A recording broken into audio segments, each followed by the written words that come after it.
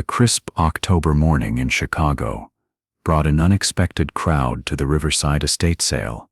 Among the curious buyers browsing through decades of accumulated treasures, antique dealer Sophia Martinez moved with practiced efficiency. Her trained eye quickly separated valuable pieces from mere clutter as she navigated through the sprawling Tudor-style mansion.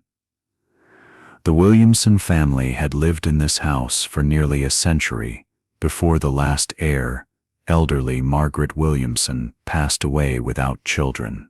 Now strangers rifled through their personal belongings, each item tagged with a price that reduced a lifetime of memories to mere dollars and cents. In the mansion's wood-paneled library, Sophia discovered a collection of framed photographs arranged on an antique mahogany desk. Most were typical family portraits from various decades, graduation photos, wedding pictures, holiday gatherings. But one particular frame caught her attention, its ornate silver border tarnished with age. The photograph, clearly from the 1920s, based on the clothing and photographic style, showed a young couple posed in what appeared to be their living room. The man wore a three-piece suit with a pocket watch chain, his hair slicked back in the fashion of the era. The woman, dressed in a drop-waist dress typical of the flapper period, sat gracefully beside him, a gentle smile playing on her lips. Between them, cradled in the woman's arms, was an infant who couldn't have been more than 6 months old. The baby wore a long christening gown of delicate white lace, the kind wealthy families commissioned for special occasions. At first glance, the portrait embodied the prosperity and happiness of the Roaring Twenties, a successful couple with their precious child posed in their comfortable home. The lighting was professional, suggesting this was a formal portrait session rather than a casual family snapshot. But as Sophia examined the photograph more closely, something about the baby's expression made her pause. While the parents smiled warmly at the camera, radiating contentment and pride, the infant's eyes held something entirely different. Even at such a young age, there was an unmistakable intensity in that tiny face, not the blank, innocent gaze typical of babies, but something that seemed almost aware, almost fearful. Sophia purchased the photograph for $25, unable to shake the feeling that those small eyes were trying to tell her something important. Back in her antique shop in Lincoln Park, Sophia carefully removed the photograph from its frame to examine it more thoroughly. Her years of experience had taught her that the most valuable information about old photographs often lay hidden on the back. Photographers' stamps, dates, names, or notes that provided crucial context. The back of the photograph revealed exactly what she had hoped to find, an embossed stamp reading, Henryk Kowalski Photography Studio, Chicago, Illinois, along with a date written in elegant script, October 15, 1920. Below that, in different handwriting, were 3 names, Robert, Catherine, and baby Thomas Williamson. Sophia's pulse quickened. She recognized the Kowalski name. Henryk Kowalski had been one of Chicago's most prestigious portrait photographers during the 1920s, known for capturing the wealthy elite of the city. His work was highly sought after by collectors, but more importantly, Kowalski had been famous for his meticulous record-keeping. If his studio archives still existed, they might contain valuable information about this particular session. She spent the next 2 hours searching online databases and historical records. What she discovered made the photograph even more intriguing. Robert Williamson had been a successful banker in 1920, part of Chicago's financial elite. Catherine Williamson, née Hartford, came from old money.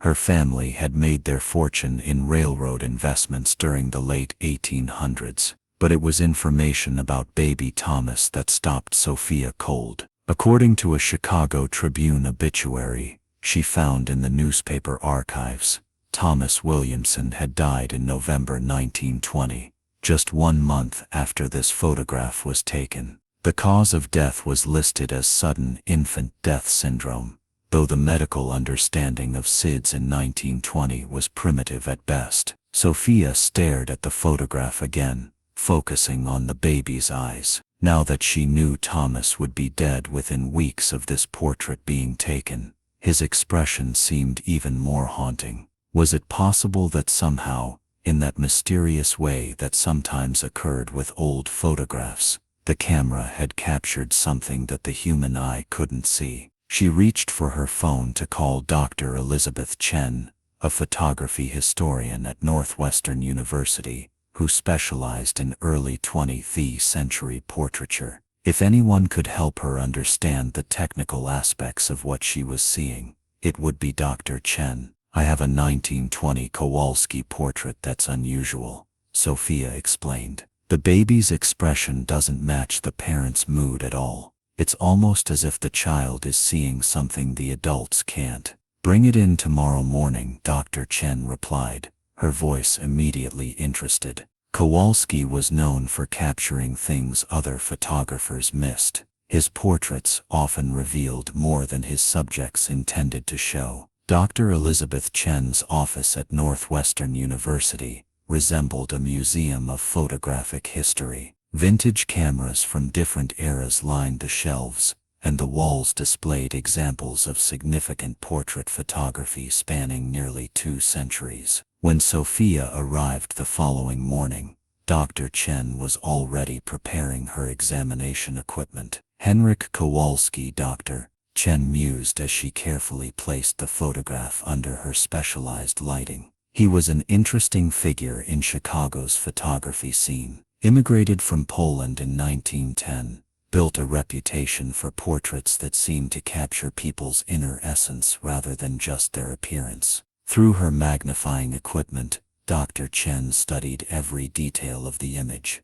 "The technical quality is exceptional, even by Kowalski's standards. Look at the depth of field, the way he's captured the texture of the mother's dress, the intricate details of the baby's christening gown." Sophia watched as Dr. Chen focused intently on the baby's face. "What's unusual about the infant's expression?" "Several things. First, babies this young, probably 4 to 6 months old, typically have very limited facial expressions. They might smile reflexively, cry or sleep.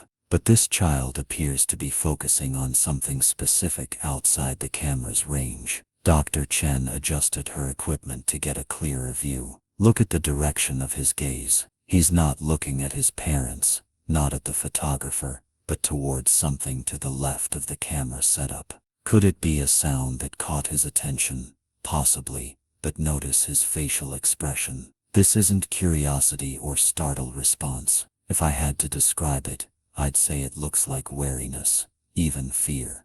Dr. Chen continued her examination, paying special attention to the lighting and shadows in the photograph. "There's something else interesting here. Kowalski was famous for his use of natural light, but in this portrait, there are multiple light sources. See these shadow patterns? They suggest there was strong lighting coming from that same direction the baby is looking toward." What kind of lighting? Hard to say definitively, but it's not consistent with the soft natural light Kowalski typically preferred. It's almost as if something bright, perhaps reflected light or an additional lamp, was positioned in that area during the shoot. Dr. Chen leaned back in her chair, removing her glasses in a gesture Sophia was beginning to recognize as significant. "Sophia, in my experience, when babies this young show such a specific focused expression, they're usually reacting to something immediate in their environment. The question is, what was in that room that we can't see in the photograph?"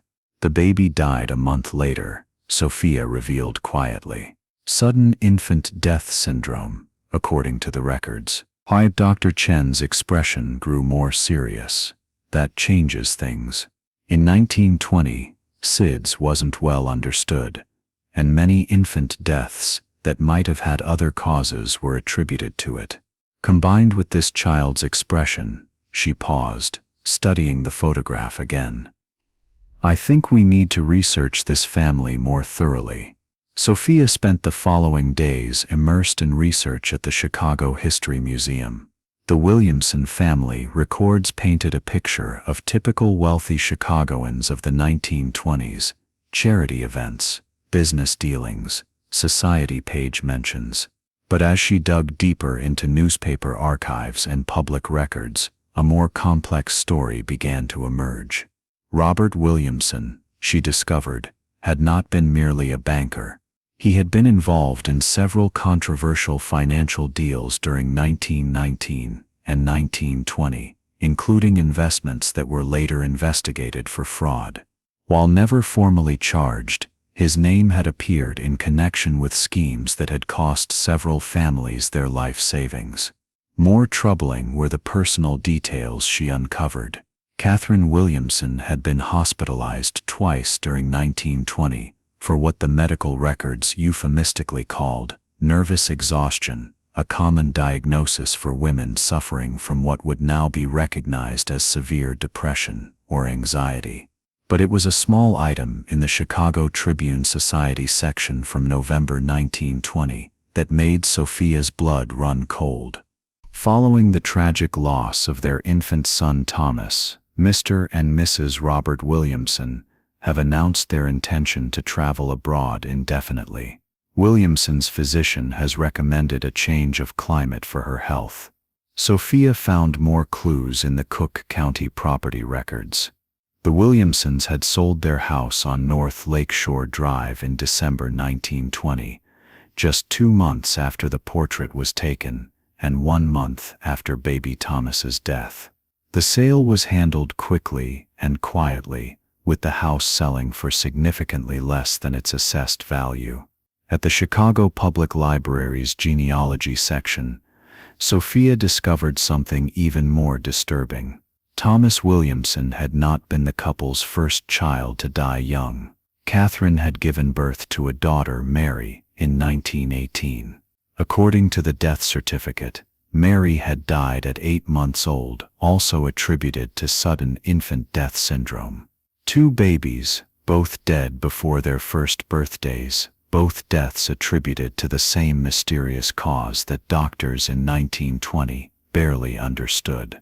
Sophia stared at the photograph again, focusing on baby Thomas's worried expression.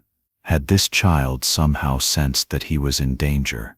Her research led her to one more crucial discovery. The Williamsons' house on North Lakeshore Drive was still standing. It had been converted into luxury condominiums in the 1980s, but the building's original structure remained largely intact. The current owner of what had been the Williamsons' unit was Dr. Amanda Foster, a pediatrician who had purchased the condo specifically because of its historical significance. Sophia called Dr. Foster, explaining her research into the photograph and the Williamson family's tragic history. "I'd love to see where this portrait was taken," Sophia said. "Sometimes seeing the actual space can provide clues about what was happening when a photograph was made." "Of course," Dr. Foster replied. "Though I should warn you, there are some unusual things about this apartment that might interest you given what you're investigating."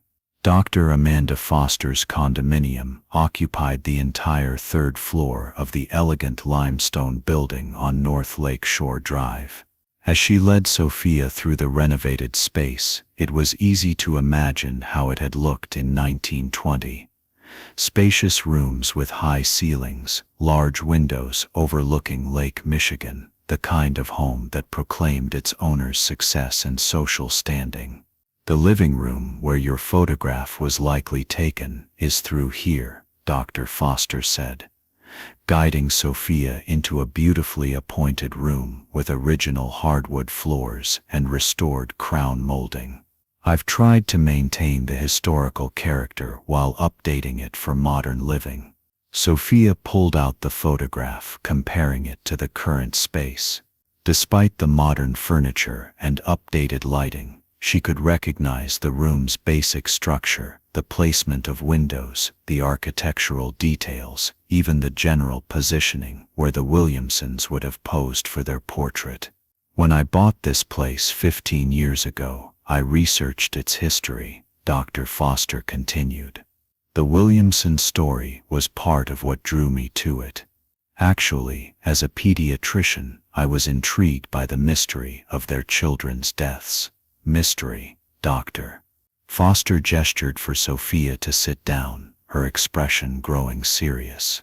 I've seen thousands of cases of infant mortality in my career, and while SIDS does occur, 2 cases in the same family within 2 years is extremely unusual. Modern medicine would have investigated much more thoroughly. She walked to a bookshelf and retrieved a folder. After I moved in, I found some things the previous owners had left behind. Documents, photographs, even some personal items that had been stored in the basement for decades. Sophia's heart raced as Dr. Foster opened the folder. Inside were several items that clearly dated to the Williamson era: household bills, personal correspondence, and most remarkably, a letter from Catherine Williamson to her sister, dated November 20th, 1920, just 5 days after baby Thomas's death. "May I?" Sophia asked, reaching for the letter. The handwriting was shaky, clearly written by someone under extreme emotional distress. "Dearest Margaret, I cannot bear to stay in this house another day. Thomas is gone just like Mary, and I know in my heart that Robert, I cannot write the words, but you know what I suspect. The doctor says it was the same condition that took Mary, but I have seen how Robert looks at the children when he thinks no one is watching. There is something cold in his eyes, something that frightens me.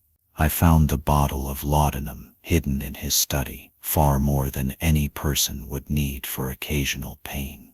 And the night Thomas died, Robert had been alone with him for over an hour before calling for help. When I touched my baby's skin, it was so cold, Margaret, so very cold."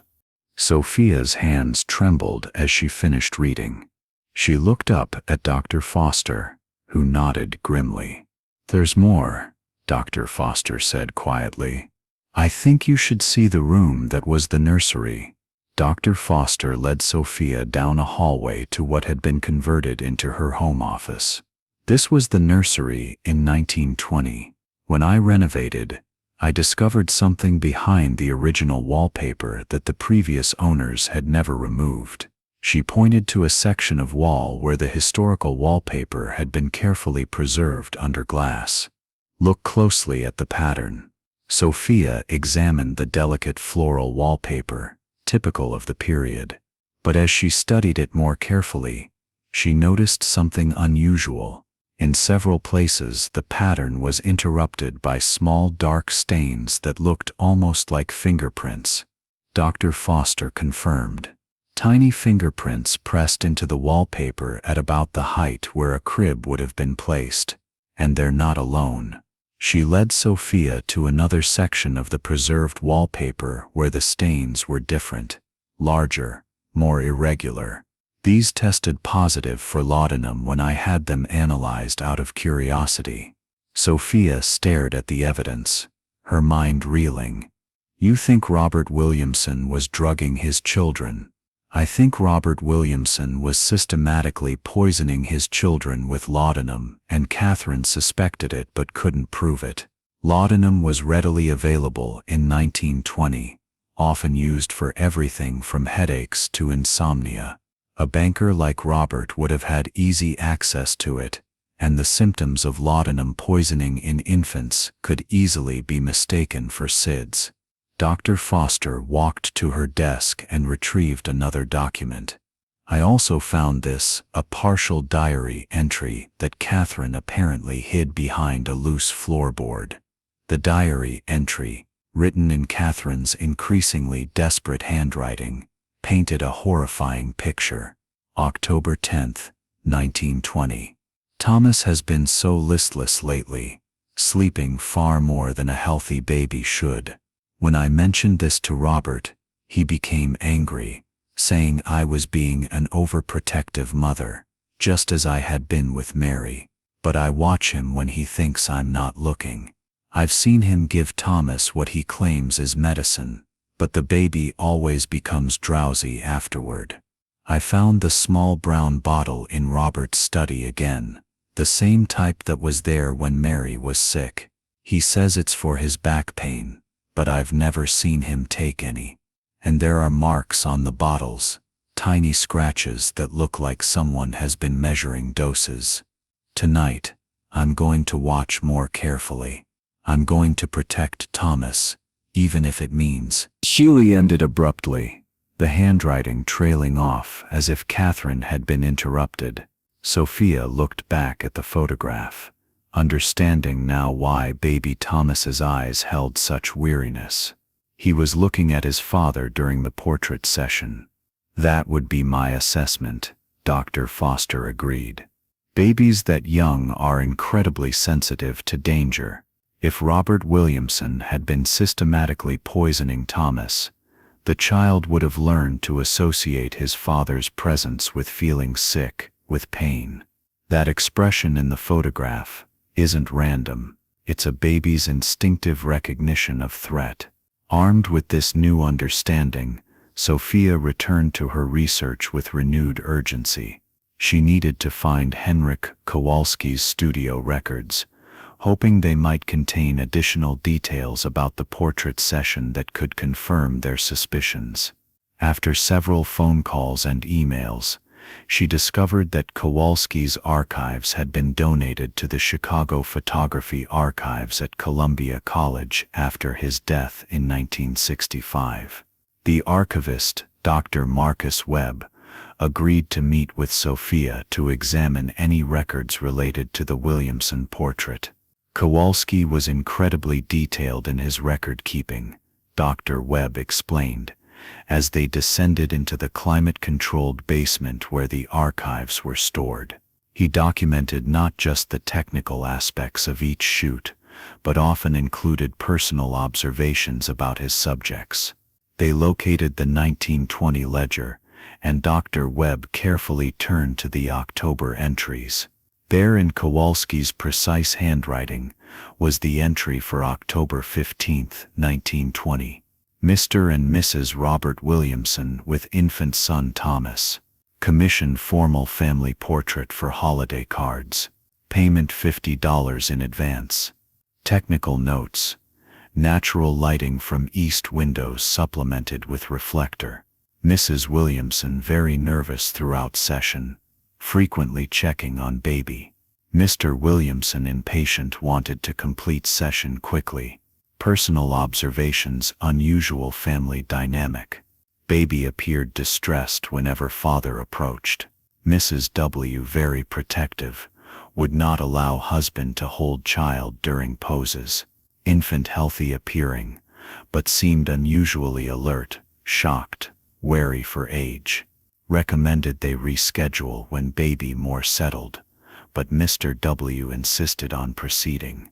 Final note. During final exposures, baby became agitated when father moved closer for group pose. Expression captured shows infant's clear distress. Mrs. W requested I not include certain poses in final selection. Sophia felt a chill run down her spine.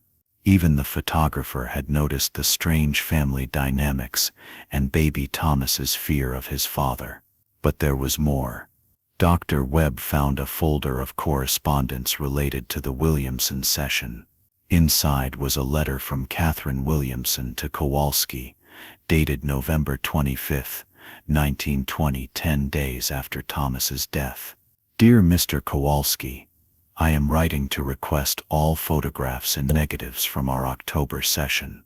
My husband has asked me to retrieve them due to our son's recent passing. However, I must ask you a personal favor. If you observed anything unusual during our session, anything that concerned you about my family's welfare, please document it and keep those records safe. I fear there may come a time when such observations become important. I am enclosing payment for an additional set of prints to be held in your personal files.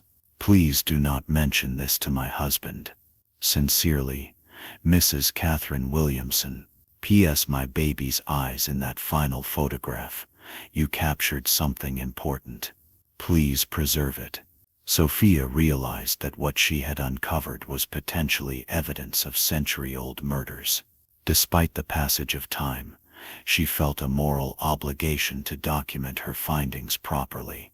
She contacted Detective Maria Santos of the Chicago Police Department's Cold Case Unit, explaining that she had discovered evidence related to suspicious infant deaths from 1920. Detective Santos, a seasoned investigator with 15 years of experience, was intrigued enough to meet with Sophia at the antique shop. As Sophia laid out all the evidence, the photograph, Catherine's letters, Dr. Foster's discoveries, and Kowalski's records, Detective Santos listened with growing interest. Obviously, we can't prosecute a case from 1920, Detective Santos said. But from an investigative standpoint, this is fascinating. The pattern you've identified is consistent with what we now know about family annihilators, people who systematically kill family members, often for financial reasons. She studied the photograph carefully. Infanticide cases from that era were rarely investigated thoroughly, especially when the perpetrator was a wealthy, respected member of the community, and laudanum poisoning would have been almost impossible to detect with 1920s medical knowledge. Detective Santos pulled out her laptop and began searching modern databases. Let me see what I can find about Robert Williamson's later life. After several minutes of searching, she found records that made the case even more compelling. Robert Williamson remarried in 1925 to a wealthy widow named Helen Morrison. She had 2 young children from her previous marriage, a son and a daughter. Sophia's heart sank, sensing what was coming next. Both children died within 2 years of the marriage. The son in 1926, age 6, attributed to pneumonia. The daughter in 1927, age 4, from what was called wasting sickness. Helen Morrison Williamson died in 1928, apparently from grief and declining health. It certainly appears that way. By 1930, Robert Williamson had inherited substantial wealth from his second wife and had moved to California, where he lived comfortably until his death in 1954. Never remarried, no more children. Detective Santos closed her laptop. What you've uncovered here is evidence of a serial killer who used his social position and the medical limitations of his era to murder multiple family members, probably for financial gain. Robert Williamson eliminated his own children and stepchildren and likely contributed to his wives' deaths through psychological abuse. She looked at the photograph again, focusing on baby Thomas's fearful expression. This child knew he was in danger. Somehow that camera captured his recognition of a threat that the adults around him either couldn't see or chose to ignore. As word of Sophia's discovery spread through academic and historical circles, she received an unexpected phone call from Dr. Patricia Williamson, a retired psychiatrist living in Portland, Oregon. Dr. Williamson explained that she was the great-great-niece of Catherine Williamson and had been researching her family's history for years. I've been trying to understand what happened to Catherine after she left Chicago in 1920. Dr. Williamson said, "Your research may have finally provided the answers I've been looking for." They arranged to meet when Dr. Williamson flew to Chicago the following week. She brought with her a collection of family documents that had been passed down through Catherine's sister's family, items that Catherine had sent to her sister Margaret over the years. The most significant discovery was Catherine's complete diary, which she had apparently mailed to Margaret in pieces between 1920 and 1925. The complete diary told a harrowing story of a woman who had slowly realized that her husband was a murderer, but had been trapped by the social and legal constraints of her era. The entry for October 15, 1920, the day of the portrait session, was particularly revealing. Today we had our photograph taken. I insisted that Thomas be included, though Robert was reluctant. He said the baby would spoil the formal nature of the portrait, but I wanted a record of our family, while Thomas is still with us. I have such fears about his health lately. During the session, I watched Robert's face when he looked at Thomas, the same expression I remember from when Mary was sick, a kind of cold calculation, as if he were studying a problem to be solved rather than looking at his own child. The photographer, Mr. Kowalski, was very kind and patient. He seemed to notice that Thomas became upset whenever Robert came near. When I asked him to take several poses with just Thomas and myself, Robert became angry, but Mr. Kowalski supported my request. I pray that Thomas will grow stronger, but I fear that Robert sees our children as obstacles to something he wants more. I found papers in his study related to life insurance policies, and there are financial documents I don't understand. Sometimes I catch him looking at me with the same cold expression he gives the children.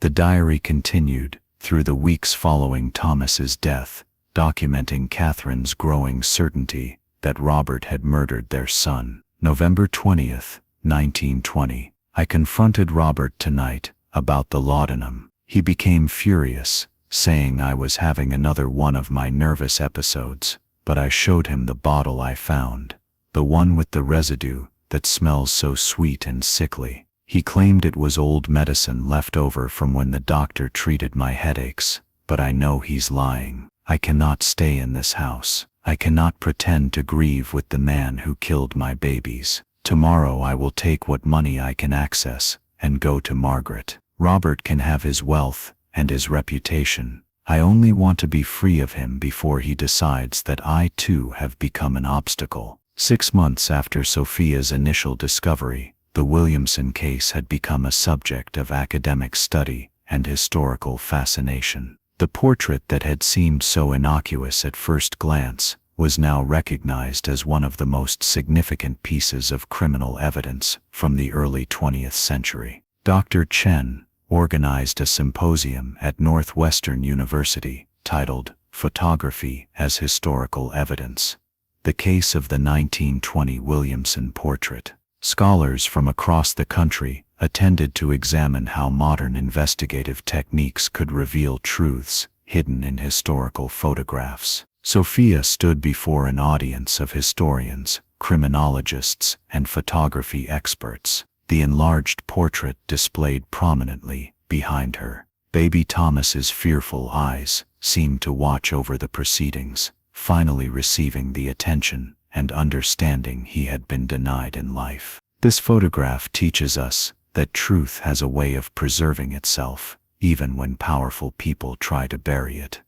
Sophia concluded her presentation. Baby Thomas Williamson couldn't speak, couldn't testify, couldn't protect himself, but his eyes told a story that survived for over a century, waiting for someone to recognize what they were seeing. In the audience, Dr. Patricia Williamson wiped away tears. After the presentation, she approached Sophia with one final piece of Catherine's story. Catherine lived until 1965, she said quietly. She never remarried, never had more children. She spent her life working with organizations that helped abused women and children, though she never spoke publicly about her own experiences. She kept that photograph of Thomas until the day she died, along with all her evidence against Robert. Why didn't she ever go to the police? Sophia asked. Different times, a woman's word against a respected banker, especially when accusing him of murdering his own children. She knew no one would believe her,